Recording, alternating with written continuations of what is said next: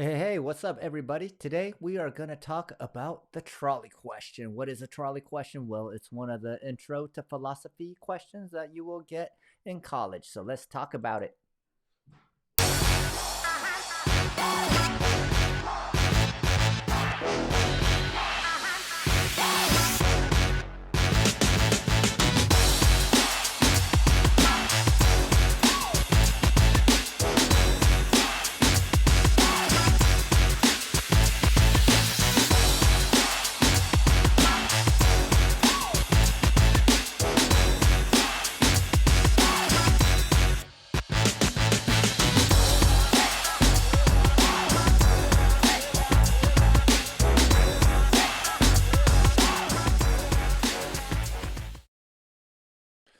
All right, what's up, everybody? Happy Thursday. Hope everyone's doing all right. I'm feeling a little tired. It's been a long week and I haven't been sleeping, but you know what? We're doing a lot of exciting stuff at work, so that's keeping me happy. Lots of cool stuff. And well, yesterday we were talking about what were we talking about? We were talking about the trolley question. And you know what? I have my man, James Martin here. Oh, James, what's going on? oh wait. I don't know if I have speakers. What's that? I'm gonna have to get my headset. Can you hear me? Um, Can you what hear me, did I do with James? my headset? Hello, hello. Can you hear me, James? Oh wait, I can hear you. Yeah. I think I was All on right. mute. Is there any feedback? Not on my side. Okay, perfect. I know you were talking about something yesterday, and I was like, "Oh, I want to talk right No, now," totally, totally. Let's and chat. I Hold up, forget let me what it put on my was headphones. completely about. But anyways, I'm pretty certain that if we start talking, there's a copious amount of ideas that I have about various things that I've come up with my own conclusions to or my own ideas. I guess I don't really conform to too much media, but I absorb it to make my own decision, which is the way it really should be done. Yeah, I dig it. I dig it. I 100% dig it. Um, well, where do you want to start? Well, my biggest thing is I know people don't want to hear it, and I've heard other people. There was a gentleman who has a very great radio station show called Ground Zero. His name is Clyde, like Clyde Lewis. And the show's called Ground Zero, and it's nationally syndicated, and it's here in Portland. And just so happens that we ended up in the same car, and I was like, "Oh, hey," and he's like, "Hi," and I'm like, "Here's what I think." That never gets to happen where you're not limited by radio time or anything like that. And so I got to really speak some of my mind, and he was really interested because he had a very similar opinion and then also not at all. And my opinion about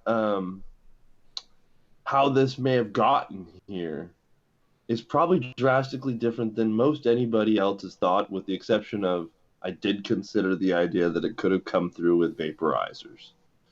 And that's mainly because what we know about the porous surfaces within the ceramics of vaporizers and how long this virus does in fact live on surfaces that are porous, considerable long amount of time, and you're injecting that in micro amounts into your lungs, right? It could have been that the vitamin E acetate, since it hadn't been a very long scandal, was used to cover that up as well.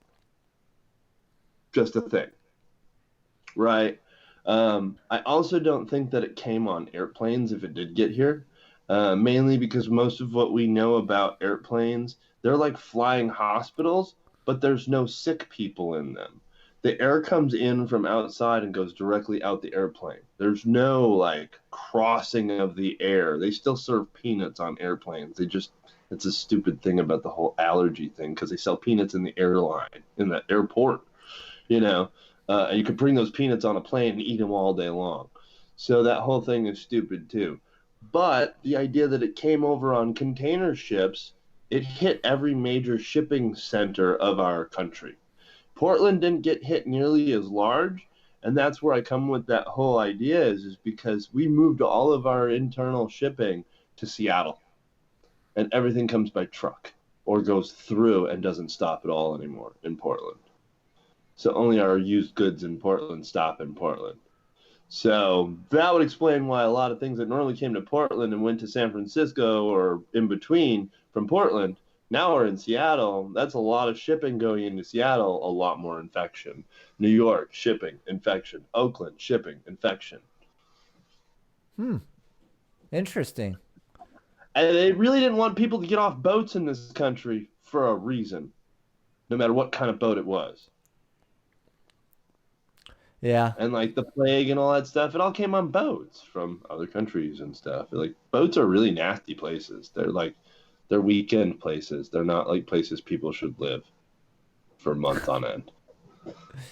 You know. Yeah. The But longest I've that's been my on a boat thought. is 1 week on a cruise. So, yeah, that's Do you that's think the you could longest I've do a been on month boat. on a boat that long like that Do I though? think I can? I don't think I could. I don't think I could. It No. was it was tough, but for 1 week it was nice. You're just basically eating, and it's like a hotel Right. basically, on the water. So Right, and it's like you ask yourself, do you want to live in a hotel room all day long? No, they're nasty too. But at least they have a better opportunity to clean them because they're on main land. yeah, yeah, that is a good point. Well, what are you puffing Yeah. on today, by the way?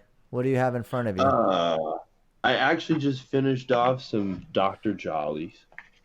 It was Platinum Punch, some live resin. It was pretty good. And then I got some Soul Sap from my buddy Ryan, who's a distributor, who was like, "Hey, these fell upside down and there's oil on the lid. We can't sell them." And I was like, "Okay." Yeah, that's I like to call those happy accidents when Right. some yeah, yeah.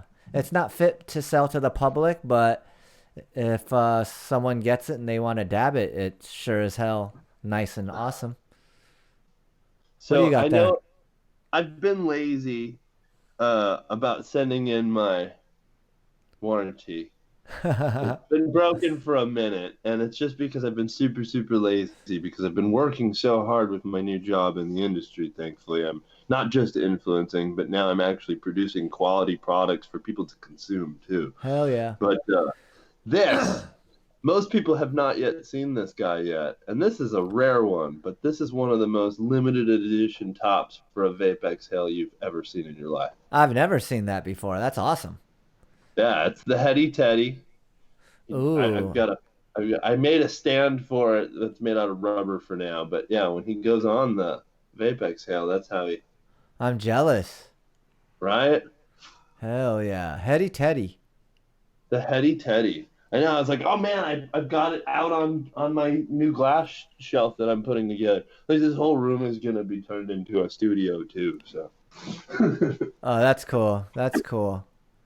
Um, oh, so you make extractions now, or is that what I gather based on your yeah. comment? So I'm doing not everything short of distribution itself, but so I work for Natural Roots Extractions now. I'm actually a lab technician over there, and I'm also the specialist on all the. I guess you could say I'm kind of in charge of the packaging, right? So from the moment it comes out of the machine, and to the point that it goes to the customer, it's really my responsibility at that point. I'm just now learning how the closed loop extraction system works. I've been taking apart the machine and putting it back together, so I'll actually be processing physical oil in the next few weeks here, and that being part of my roles as a full blown technician. The part that I'm doing currently, with just filling and all that stuff and packaging and all that stuff, seems like, you know, grunt work, and it is, but it's actually the most important part of all of what happens because, you know, running that machine, sure, taking it apart and all that stuff is meticulous, and that's mechanical skills. A lot of people either have it or don't. But after that, it's just pushing a button and confirming some settings on a screen and waiting. The rest of it really needs to be done after that to get to the consumer's hands, and that's super important, whether it comes down to filling the cartridges and making sure there's no dust, defects, there's clean and sterile environment and stuff like that. You know, all these aspects that are really, really important. It's the brunt of the work. So Someone just throughout the asked. day, I'm moving around the lab a lot more than most people. Someone just asked, what short path do you guys use? We actually use a Sub-Zero short path right now. Oh, cool. I know I have to get into the thing because I realized I can't see that entirely. Yeah. You know what's I know interesting? who that is because I can see his face over there in the corner. So Yeah, my good old buddy Nick. Hey, so you know what's yeah. interesting is like grunt work. I mean, it's funny that it's even called that because the truth is, like every phase of the supply chain, everything is important. You know, it's like the grower's important, the extractor's important, like the bud tender is important. Like who's gonna learn about this new product if they don't talk to the bud tender? You know, so it's kind of interesting because I mean. I can understand why someone may call it that, but you know, I feel like every job, everything you do, like it's the quality of work that you do, not what type of work that you do, but the quality of the work that you put into what you're doing that's important. Right, and I think that's what makes it seem like it's grunt work, like I was saying, right? Like, because you see me moving around compared to some of the other stuff, but it's the pride, the passion that's going into something that I know that I've literally almost put. I mean, essentially, if it's not a day that I'm not there, and it really isn't a day that I'm not there, that a cartridge doesn't get filled, that I haven't physically actually interacted with one of those 30,000 every couple of months that goes out. And that's crazy to me to just be like, wow, like everybody in this entire state that's consumed our product has literally been a labor of my love. Yeah. Hey, have you heard of a company called Leaf.vip? I have not. I haven't either, but someone was asking. It sounds like maybe a bud tender training program, potentially. So you're in Oregon, you said, right? Yes. Nice, nice. So, I guess what is the state of packaging out there? Does everything need to be in childproof packaging as well?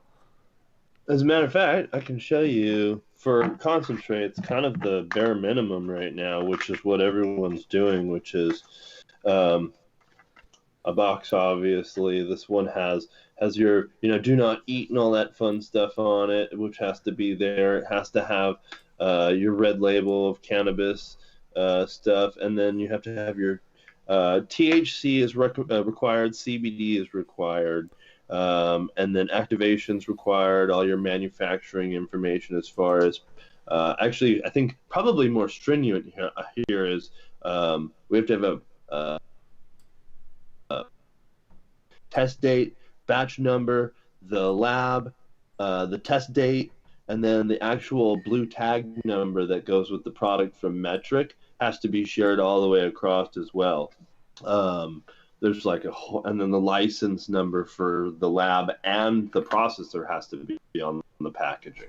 So there's a lot of stuff to make fit on a small little box like that. So they utilize every single pad and panel on the box. But aside from that, yeah, it also has to be on the product itself too, if it's removable, and then it has to be in some sort of child container. This one actually is a decent one, but there's some Yeah. hash rosin. Ooh. So what type of stuff do you guys usually process? We actually do. So that's what's weird about our business. We've actually become kind of a new type of business. We made cartridges mostly. We still do.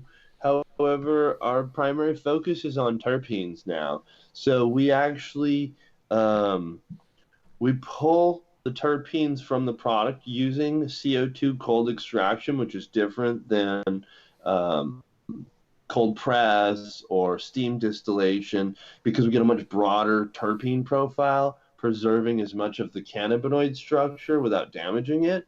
And we can actually take that material then and process it into a crude material, getting the best yield, which is typically butane, to get the highest cannabinoid reach from it. Then we distillate and filter that crude from BHO, and then we combine the two elements. So we're taking both of the worlds.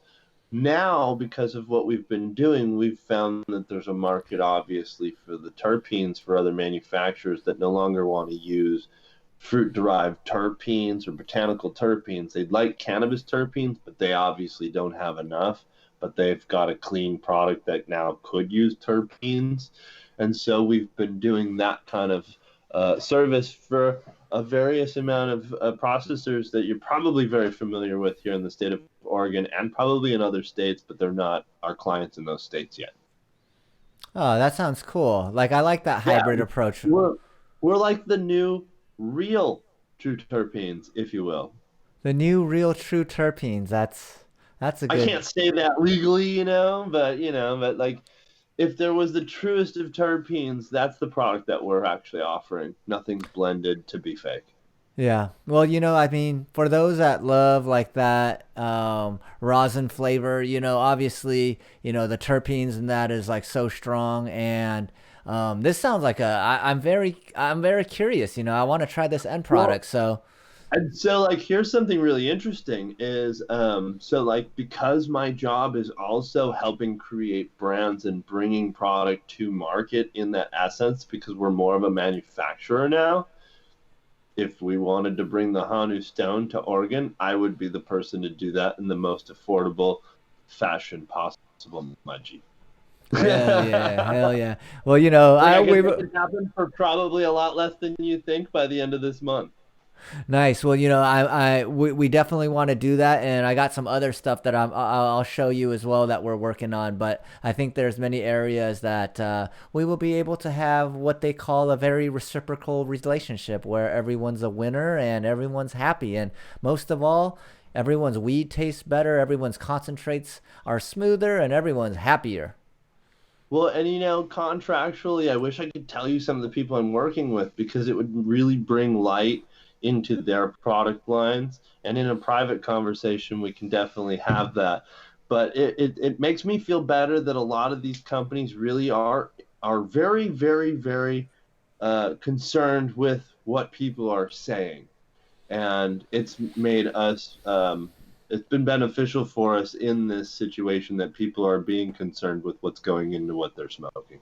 Yeah, I mean, that's really benefited our company actually because, for a lot of people, they just thought like, okay, well, you made a nicer looking vape pen, so what, but the true magic of it is, well, the porosity of the atomizer, but along with that is, we were actually one of the first companies in California to pass category 3 testing, which was for lead, mercury, cadmium, and arsenic. And, all those things that people aren't thinking about. So once people started asking the questions, it definitely helped that, we were ROSE compliant, which is the global standard. And, we went above and You beyond, had all the what we wanted to answers. do. Yeah, exactly. Yeah. Exactly. Yeah, they were So like, "Oh, we're gonna get you with this," and you're like, "No, you're not." smarter than the average bear. I like to think of it that way.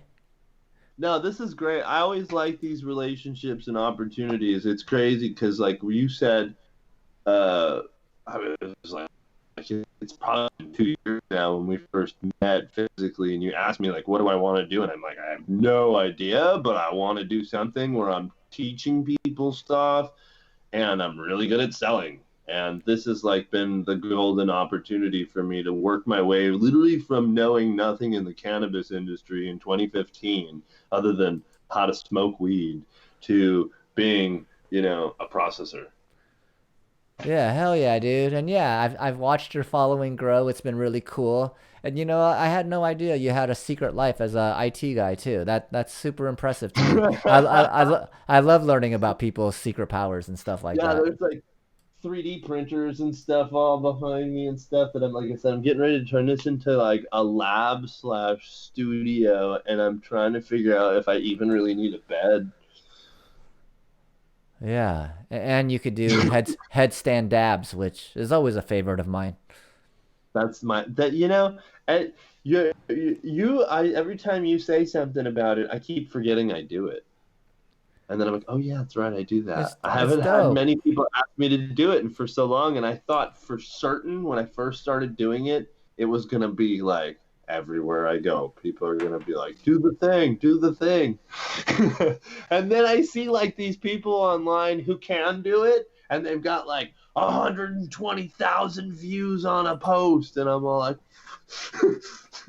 and there's someone like helping them hold it, and I'm all like, are you kidding me? I do this by myself. Yeah, gotta be solo. Gotta be solo. Well, we've been talking Right? about dabbing. I'm gonna take a nice little dab here myself. Okay. I'm gonna do a reheat on this live resin actually. I'm back to torch life for a minute.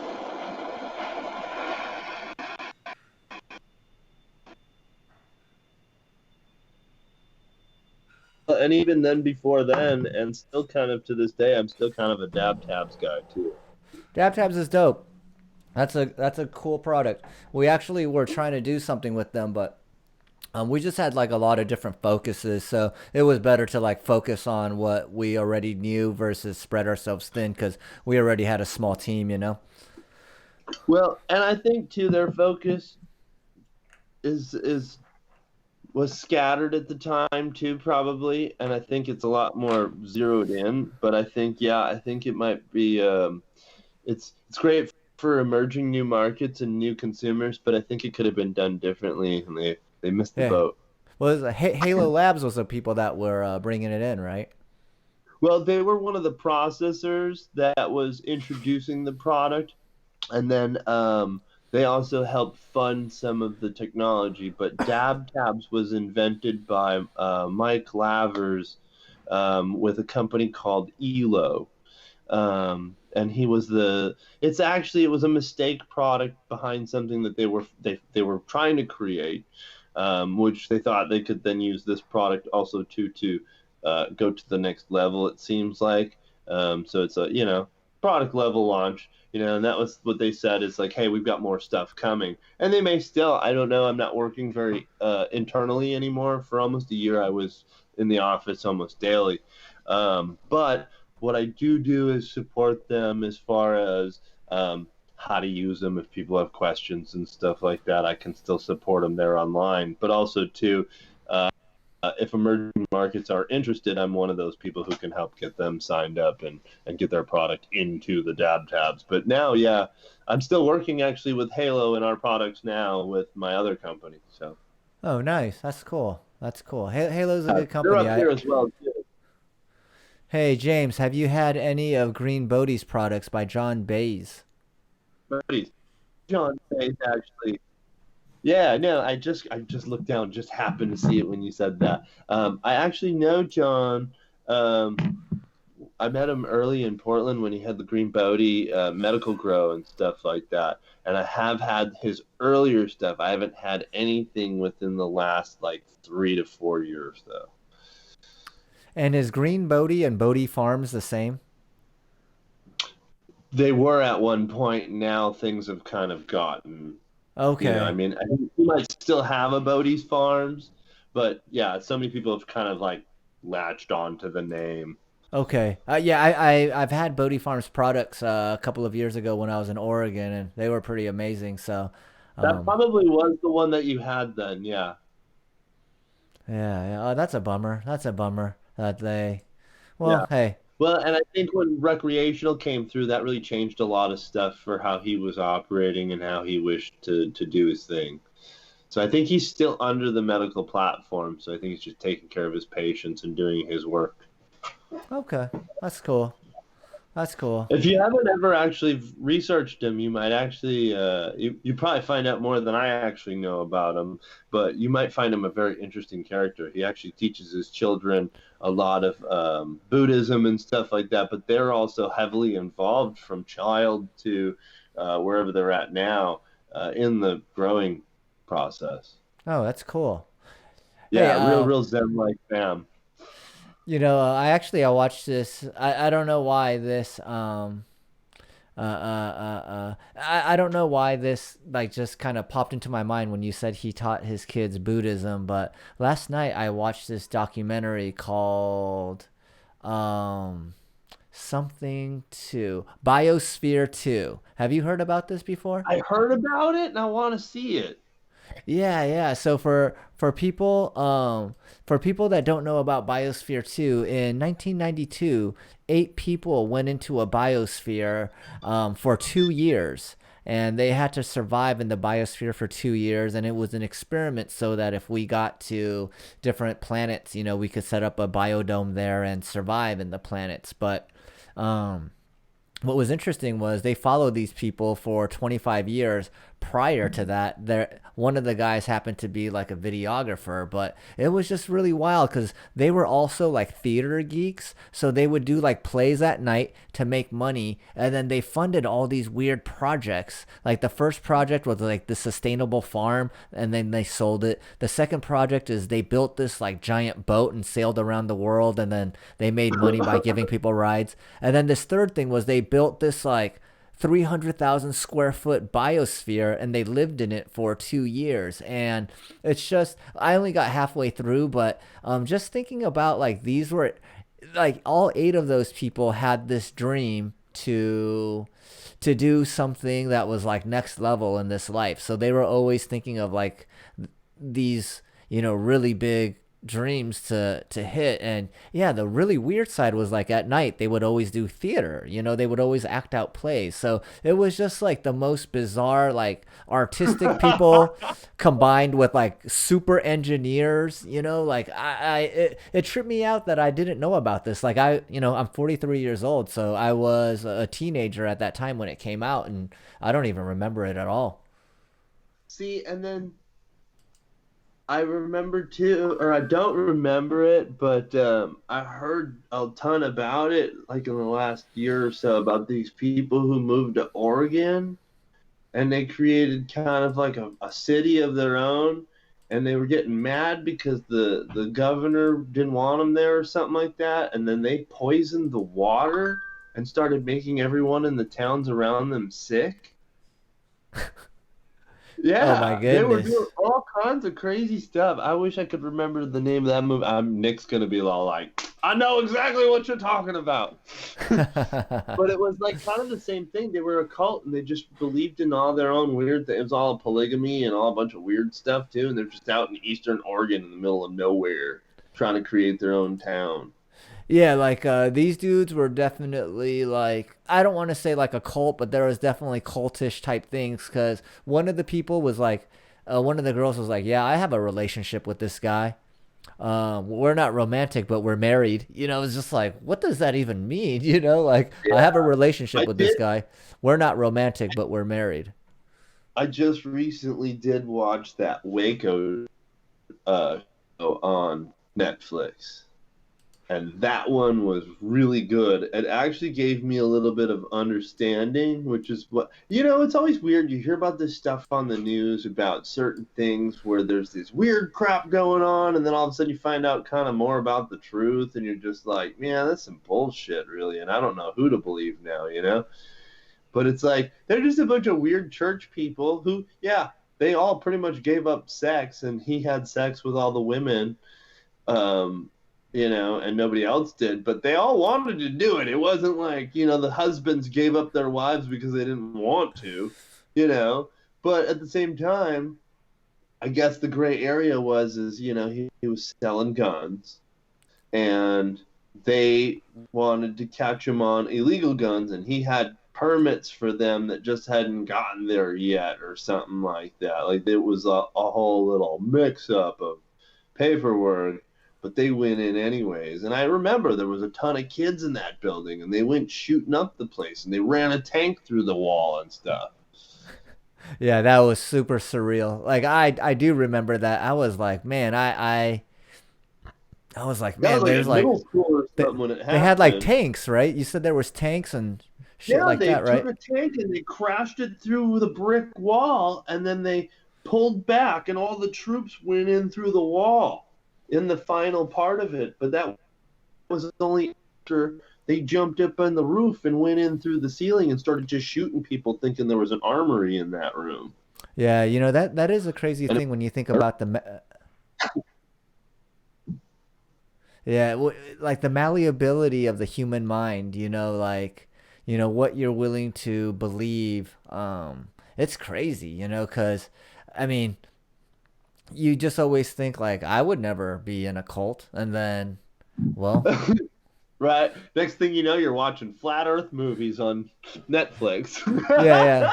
Like I'll tell you this, like, I love jujitsu, and this is like it's just you like I love it so much. Like we're almost like a cult, Like if people were messing with like my jujitsu bros, like I'd be like, fuck it, let's go fight. It's like kind of like irrational, um, but I think that's like people want to belong to a group, right? So like because I've met like so many cool people in my jujitsu class, like I would say like we almost have like this weird cultish loyalty to each other, Right. but in a positive way. And even still, like, just even just like, for example, and I'm not picking any one specific relationship with a religion out, but let's say uh, Judaism, for instance, right? Like the whole like bar mitzvah thing. Like, what's not kind of weird about that from an outside perspective, right? And then Catholicism with doing the what is it, the catechism and stuff like that, like right. And there's all these traditions that each religion has, and then there's a tradition that not religion has that makes that cultish. Yeah.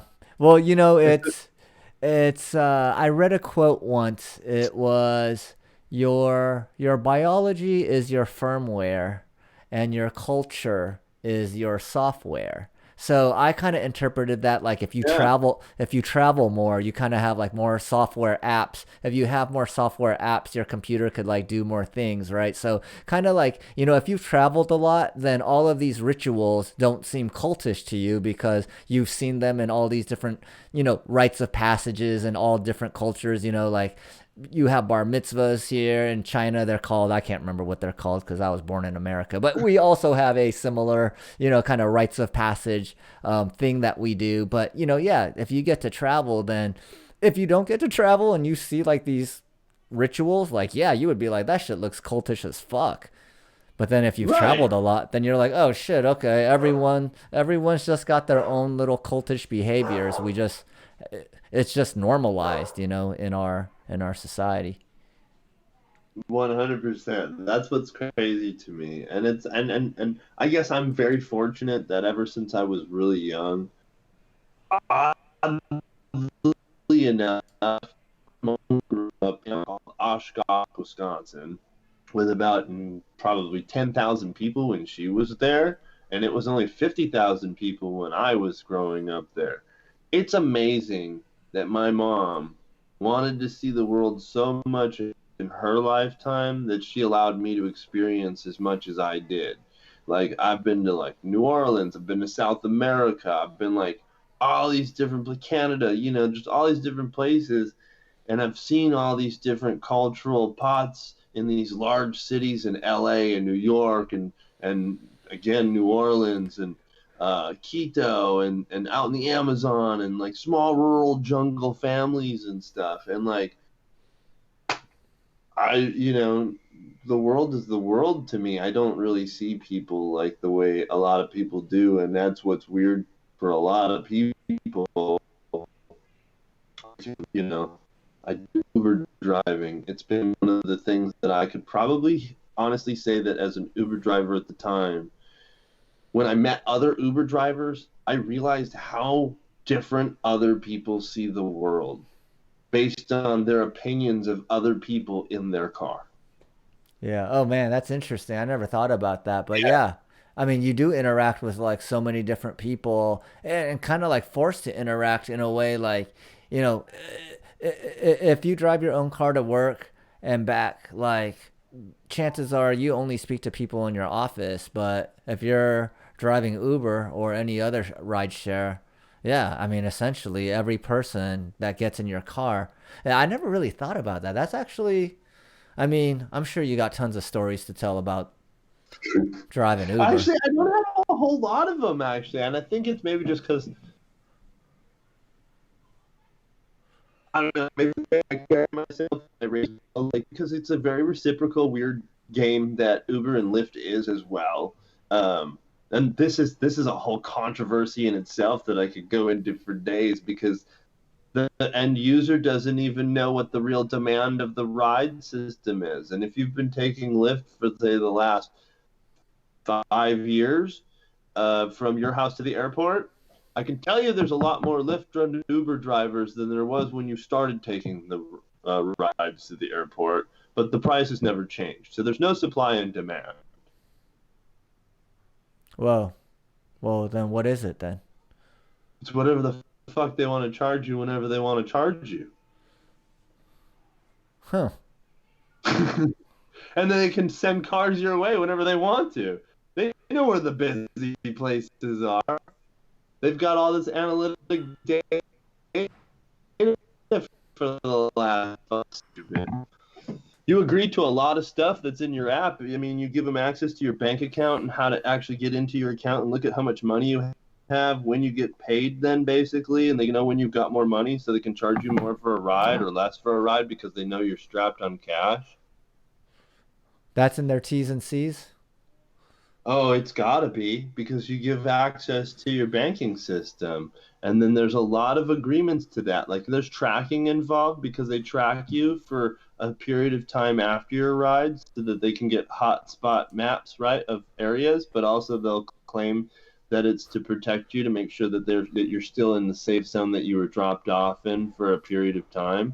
No, it's to find out if there's more people in that area, to see if there's maybe a concert going on.